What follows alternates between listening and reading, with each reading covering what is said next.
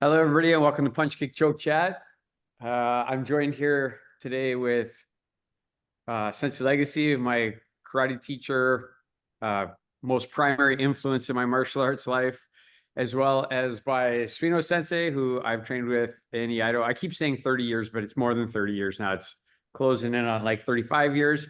And want to say happy to Robert Slumsky, who we're letting come on camera now that he's in his 30s. It was his birthday on Monday, and now that he's in his 30s and he's getting a little bit not as handsome as he was, we're gonna let him on the show because we don't feel as threatened by Depends on who you ask, I guess. but we're gonna do a micro. Yeah, exactly right. Yeah. Well, we could always make him uglier, but um, um, today we're going to be talking about, we wanted to kind of do a topic about a seminar that we're going to be hosting this weekend. And we're calling it the Practical Fighting Seminar. And what I want to do going around the horn with everybody is just jump in right away with, I see it, maybe there's different categories, but I see it in the martial arts realm. There's kind of three classical or three areas of fighting. One would be classical fighting, one would be sport fighting, and one is practical fighting, which is kind of what we're lending to this weekend. But I want to go around the horn. I'm going to start with you, Robert. So when it comes to sport, practical, classical, what do you think the differences are between those three things? Being a classical fighter, a sport fighter, or a practical fighter, or Yeah, training for those things? it's really just about what the rule sets are and who's in the room when it happens, right? That's kind of what, how those break down. So, if you're sparring in the dojo, you have a certain set of rules. If you're in a tournament, those rules are probably more restrictive and you're more focused on playing the game as opposed to just fighting. And on the street, it's of course, very different. It's survival and in a sense, all rules are off, right? In that case, you're just trying to get safe, get home. Yeah, and really just your mindset has to be very different. And of course, on some level, tournaments are great for, training certain ways, but you also have to be ready, preferably in the dojo to at some point train for the street as well and be ready to switch that mindset and develop that trigger that you need to, you know, basically be able to recognize the difference between being in a tournament or being in the dojo and fighting with someone else, maybe especially if someone's not as skilled as you, and being in a conflict on the street and just being able to navigate those at a moment's notice. Excellent. As usual, you're very intelligent and articulate in your answers. Sensei Legacy, I'm going to go to you next. Those three kind of modalities of combat, being sport, classical, practical, do you see any difference? What are the differences that you see in your mind? Yeah. Robert already mentioned it, rules and no rules, right? Rules, you're limited on the streets. I'll just say something that Richard Kim, one of my senseis for 10 years, once said to me. It still rings in my mind today. He said, Legacy, the toughest opponent you will ever face is someone who is willing to give their lives to defeat you. And he didn't say anything about them being trained. It's just somebody with that mindset. And my training, from that moment on, my training has been different because of that. So, in the tournament, there's a referee, it's a game. How many people, for instance, how many people who are black belts that go into tournaments who have never been in a kickboxing match? Why is that? Because they're scared. So that's the difference. Most people don't realize that pain and fear are the two things that will lock your brain up. You see it all the time. People in heights, they freeze. Somebody's got you in a hold, they give up. Like in jiu-jitsu, they give up because of pain. So those people in a tournament, non-contact ring, never face those things.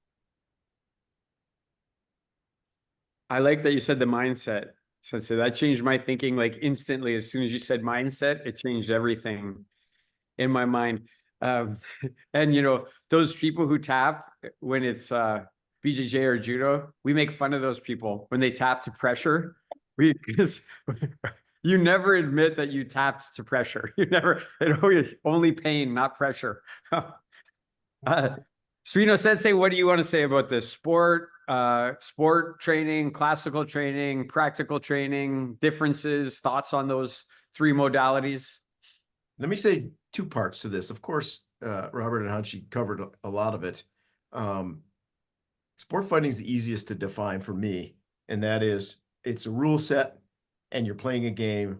There might be some pain involved and some fear, but it's not mortal.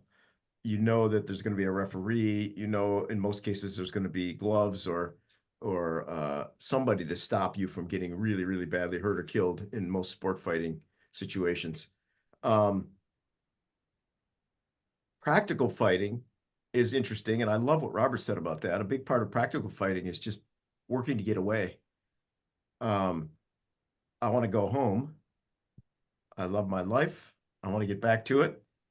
So, you know, I want to develop skill sets. Like in our seminar, we're going to be developing skill sets, but a lot of that is designed to not to continue the battle, but to try to end the battle, try to get separation, try to get the hell out. When we say classical fighting, I kind of wonder what we mean by that.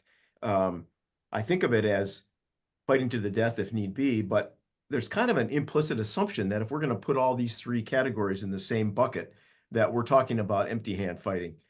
And then aren't we saying there's an implicit rule set of some kind? Because if you tell me I'm going to teach practical fighting against somebody who's armed with a knife, it's going to be a very, very different skill set that I'm going to train people on than if they tell me we're going to do practical fighting against somebody who's also empty hand. And that was my assumption going into the weekend, but hopefully I'm not too far off base here. So, you know, when you dig in, some of these things can be really interesting. There's some nuance here that we ought to kick around, even though we don't have a ton of time to do it. That's what I got. Okay. I want to say that for me, sport fighting sometimes can be, the athletes are very good today. The sport fighters are really, really good physically. Like the things they can do with their body is crazy. But I just have a problem with some of it when it comes to, I don't think it translates. So some of the sports stuff doesn't translate into martial arts well.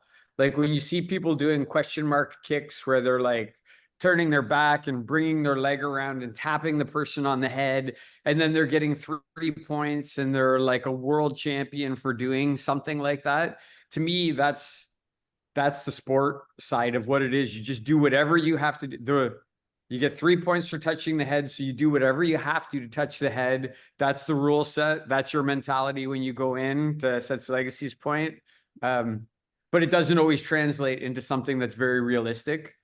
To me, when I think of classical fighting, it's something that's based on the system that you do. So, you know, it's within the parameters of, say, I don't know. I don't want to say Shorin-ryu because Shorin-ryu doesn't often have the same parameters as other styles, but I can pick on some karate styles that I'm not going to name where, you know, you're doing something and they're saying, no, there's only one answer to that question. Like the only, that's classical to me is like, nope, this person does this and then you do this in response. And maybe you do it still full out and it's very deadly and it's very effective, but it doesn't leave the door open to other options that might exist. Whereas practical to me, it doesn't even have to be based on a martial art. Practical is just, you find yourself in a certain situation. Maybe you bite the person, you put your finger in their eye, you do these types of things that don't exist inside a classical dojo. And they don't like, I mean, you don't train them. You might train them in your mind, but they don't actually, you know, I hope when I'm rolling around with Robert, he doesn't put his finger in my eye. And I hope when I'm standing up with Sensei Legacy, you know, he doesn't like kick me in the leg and then get on top of me and bite me, right? Which to me, those are practical things that exist in combat.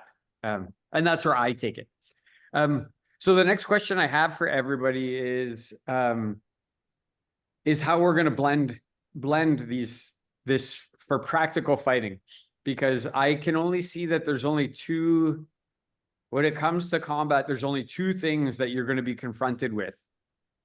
And that's a controlling type of a technique or a percussive type of a technique. And I've really thought about this for a long time. It's either somebody's hitting you with an elbow, a fist, their forehead, they're something like percussive, or they're trying to control you some way. They're grabbing you, pulling you, taking you down, and then trying to submit you in some way that involves a strangle or a broken arm or something like that. And so I guess the question I have going around the horn is, can anybody think of a third one? Because this group is smart, and maybe we can think of a third thing that needs to be addressed in combat. But I guess the next question, I'm not really sure how to ask it, is there any value in blending these things together? Like, should you just stay in your realm and just, or is it good to do both? On a practical level, I want to take the art side of things out. Obviously, if you're talking about classical martial arts, you shouldn't be bringing things into that classical curriculum that don't exist there. But I'm talking about the practical realm. Like, what is the benefit of being good at both, and how good do you got to be at both? Is it good to just be like mediocre at both, or should you be elite at one, elite at both? How do you do that? And is there a third modality that we're missing? Percussion, control. I'm going to start in the same order. Robert, what do you think about what I just said? I'm not even sure if it was a question. Yeah, I mean, I think percussive and controlling. Only other ones would be like, someone's got a bomb or something and they've got, I don't know where that falls in, but let's assume that you're limited to the human body. I think those are the only two you have. I kind of view, sport, classical, practical, it's kind of degrees of difference in terms of what the rules are and how restricted you are, where sport is sort of very restricted, and even if it's not perfectly restricted, the points kind of guide you towards you're going to kick in the head and that's how you win, and that's kind of what you have to do. And in the dojo, it's less about that, it's more guided by the practical, but there's still rules. Like if you and I are sparring sensei doing stand-up, I'm not going to tackle you and try to take you down to the ground. I'm not going to pull a weapon off the wall. So we still have rules in place to control that, but it's more driven by the techniques that work and, things that work in the application of sparring, as opposed to what the points are at the end of the day. And then practical I view as sort of unrestricted by any of that.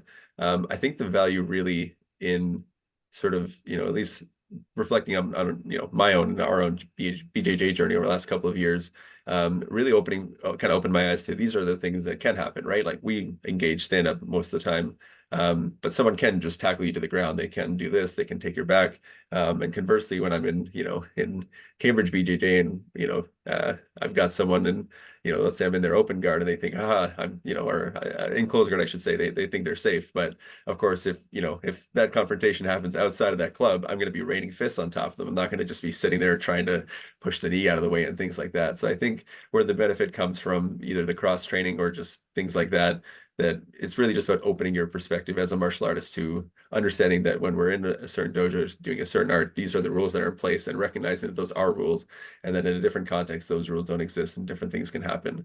And whether that's, striking within a grappling situation or pulling a chair and hitting someone with that, it's just important to recognize that the parameters can change as soon as you're out of the dojo. I think that's the key takeaway for me. So it's legacy. Where do you want to take that? Can you think of a third modality besides control or percussion? Is there a third one? And why should people be good at both or not? Like, what's necessary? Well, I'll just start this way. You should be good at one martial art, right? The simple reason is, how many times will you get in a street fight with another guy who's a jiu-jitsu guy, or another guy who's a karate guy if you're a jiu-jitsu? All martial arts are good enough to defeat any person who is not fighting. So that's the thing most people do. They try to pit karate against jiu-jitsu or jiu-jitsu against something else. Well, that's, if there's one chance out of 100 of you getting into a fight, there's a million chances, one out of a million chances of fighting another martial artist. We're trained not to fight in the streets, right? So it's least likely, even then, so that you're ever going to have to worry about those things. But the thing that I do have to say is everyone is forgetting the Zen aspect.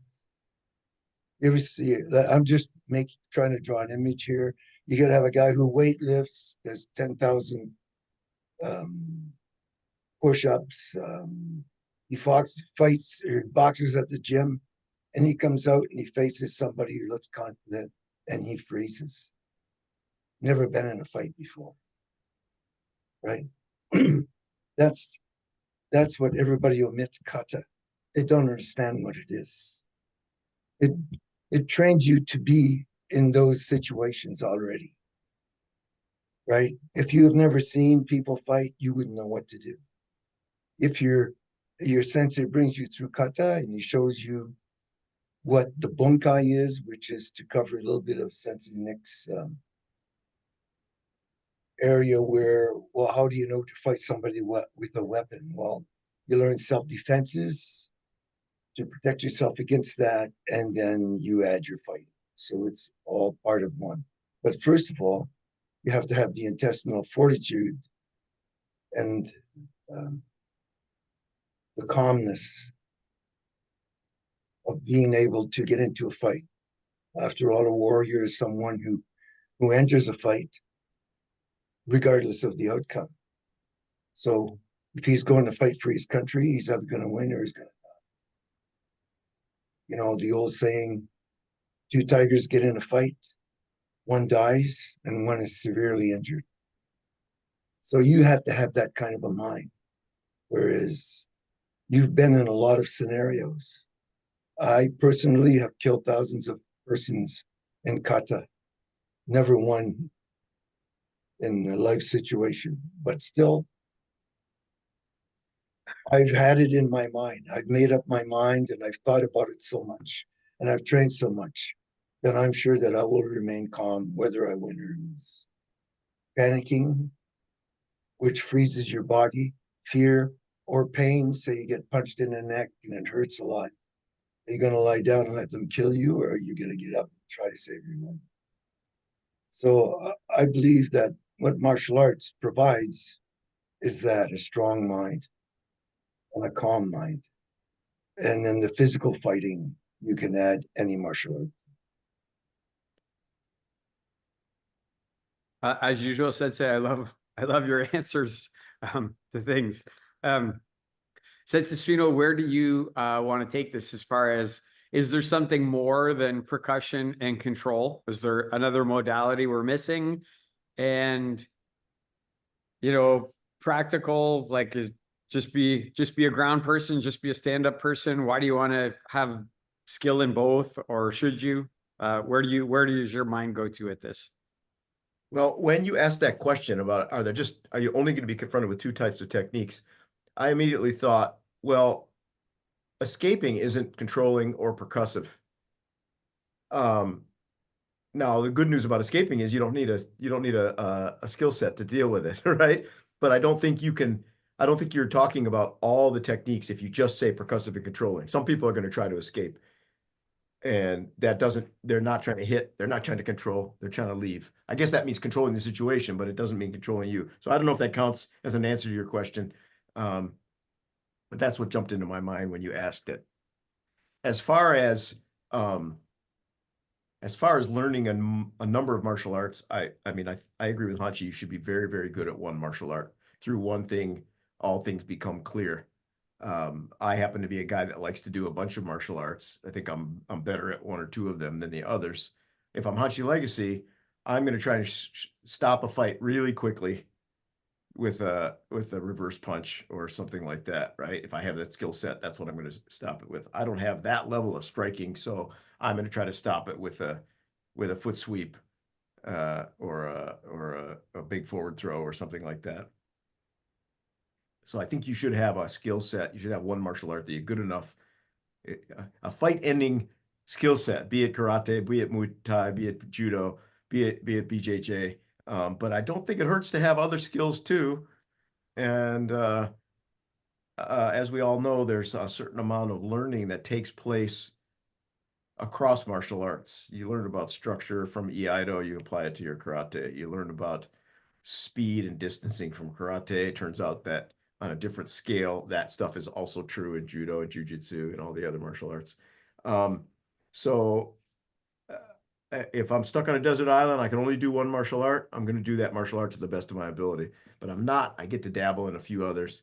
And so I think if I've got the time and the leisure and good instruction, I'm gonna study several arts to prepare for a street fight. Yeah, so I love those answers, all of them. The one thing I want to say about practical to me has less to do with how good you are at your chosen art, and has to do with what's thrust upon you in the moment, right? Which maybe you can, if you can control the, if I can control the time and the space, like if I can see it coming and I can decide which moment things are going to happen, I feel really comfortable saying that percussion is going to be the very first thing I'm going to do. It's going to be a punch or a fucking kick. And I think that's going to be the same, even if you're a judo player or a BJJ player. I think if you see the person coming, you're not going to get on your ass and start scooching towards them and try and put them in the closed guard.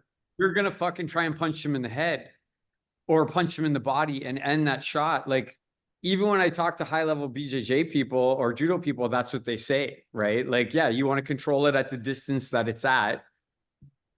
But what if you can't see it?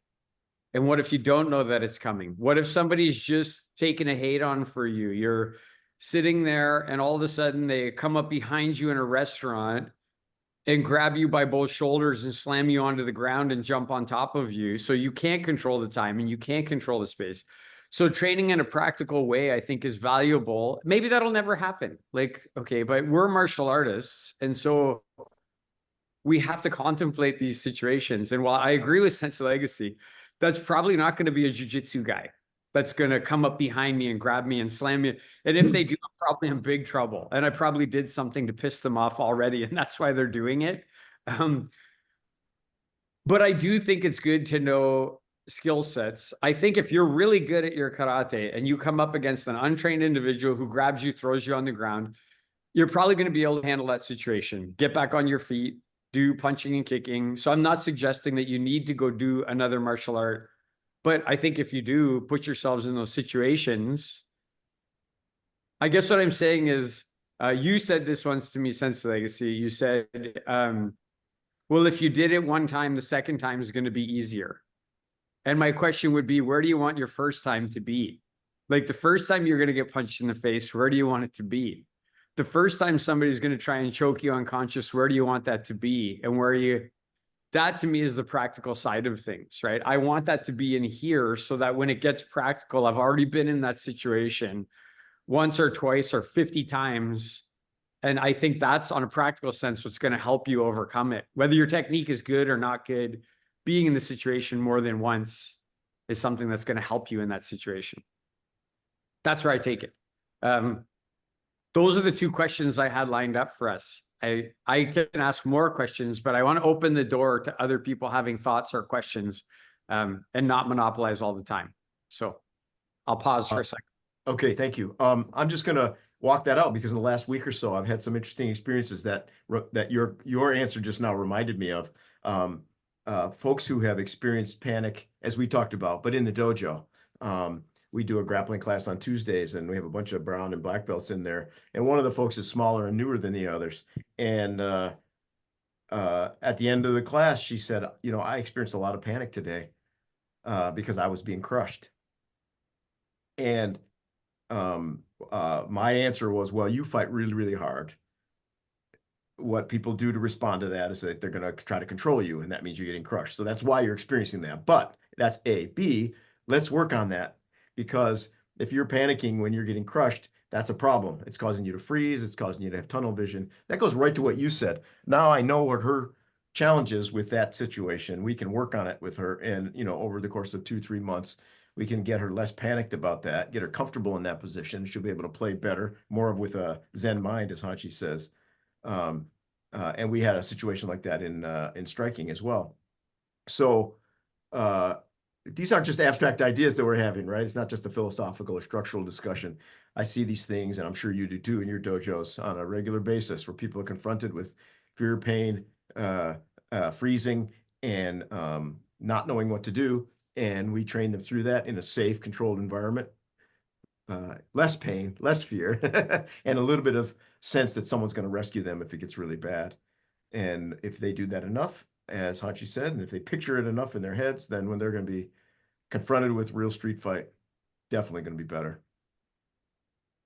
Yeah. So, what are you thinking? I can see you're nodding. I can see you have some thoughts about what we're talking about right now. What do you want to chip in on this? Yeah.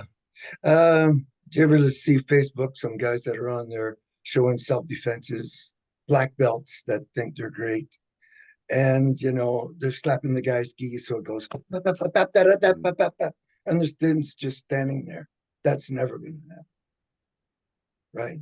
Those people who give young people, like a 13-year-old girl who wanted to come and take private lessons from me, I refused her because she was a black belt and she wanted me to grade her in her black belt. It's like the story I told you before. Would you send that 13-year-old daughter into a tournament? Of course you would. Would you send her downstairs to fight a gang of bikers? No, you wouldn't. That's the difference. A bunch of guys playing football in the field for fun are a far cry from somebody playing in the NFL. And that's the difference. One looks like football and is a lot of fun.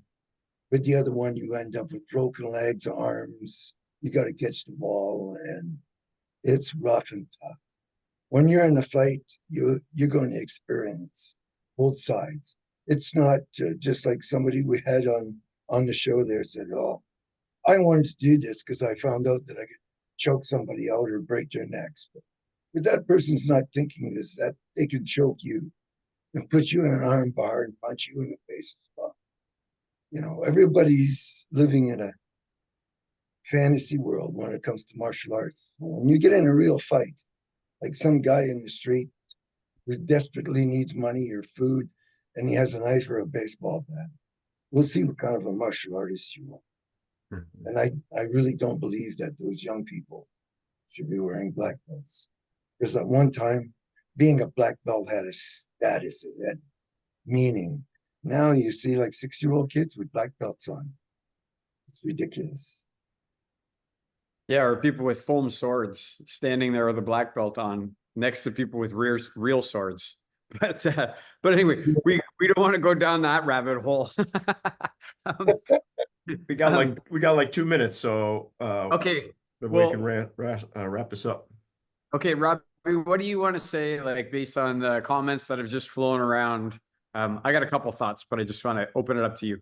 Yeah, I think it's been a really nice conversation. I mean, one moment I think about a lot since Suino is the first crucible I went to, and was standing in front of some of your judo students, and we were doing some striking in the first session, and I threw a good hard reverse punch off the tip of someone's nose, and they kind of like had that nervous laugh and took a step back, and they probably hadn't had a punch taken off of them like that. And I think that's the kind of experience that even if you don't, it doesn't mean that person has to go train karate. It just means that it's good for them to see what punches look like. And conversely, if you're a striking guy, it's good to be crushed under some 300-pound person and realize, shit, this sucks. And this is my motivation to do my art better and train harder so that when the situation comes, I know what to avoid. I know the limits of what I know, and I can kind of take that into account. So I think a lot of it's just being exposed to these other things of what can happen so that you're not living a fantasy of, this, I'm training in this way in the dojo will get me out of every single situation, and I can just walk up and grab someone's gi or grab someone's coat, and that's going to be fine, and even on the street. So I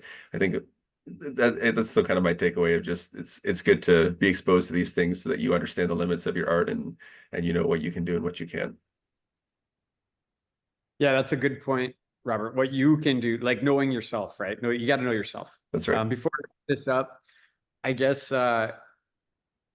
based on what you said, Suino said, I'm going to go back to what I said before, which is we've all agreed that it's a mindset. Like that's one thing I think we can take away from this, that it's a mindset, and that your art that you train and develops a certain mindset.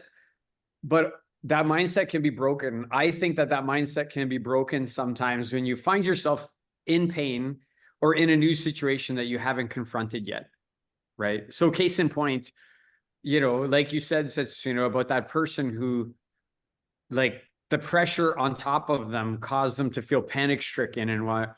Now I can say that my art, when I trained karate for a long time, the first couple of days I went to the BJJ dojo and people were trying to do stuff, my mind wasn't quite as, I wasn't quite as nervous or panicked, or like, I just found it a bit easier to deal with that stuff. And as a result, a bit easier to learn and do things.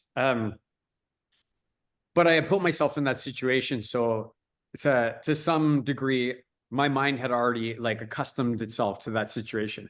I don't know what I would have done had all of a sudden somebody's arm was just around my throat. I woke up out of my bed and somebody's arm was around my throat and they were choking me unconscious. Today, I think it might be a little bit different with different skill sets and having put yourself in different situations. So I guess where I'm going with all this is, I think if you want to do a practical seminar like we're going to teach, you should understand and you should want, when you come to that seminar, to experience things that you've not experienced before.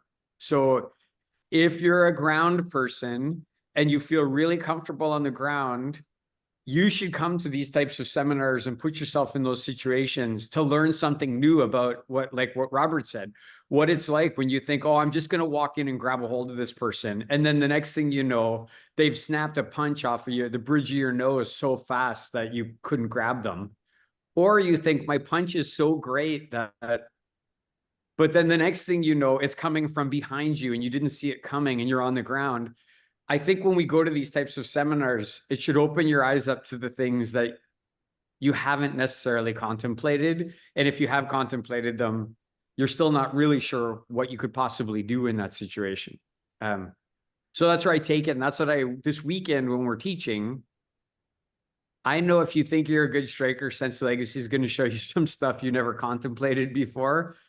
And I know if you think you're good on the ground, Setsustrino is going to show you some things on the ground that you never contemplated before. And I know at the end of it, you're going to be hot and sweaty. You will have tapped, you will have been foot swept.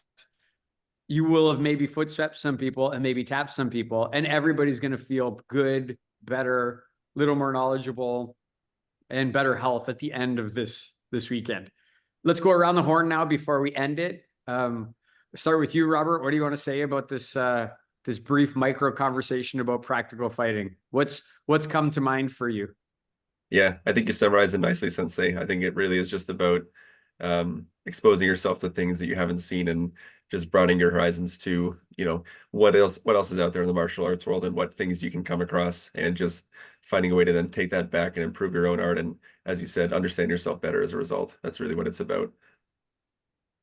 What do you think, Sensei? What do you hope people take away from this weekend after they train with you in Setsustrino?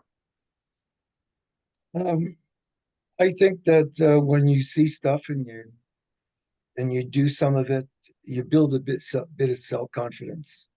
And self-confidence gives you the opportunity to become courageous because you trust in yourself a little bit more, right? Just think of, for instance, I was thinking about this the other day, David and Goliath.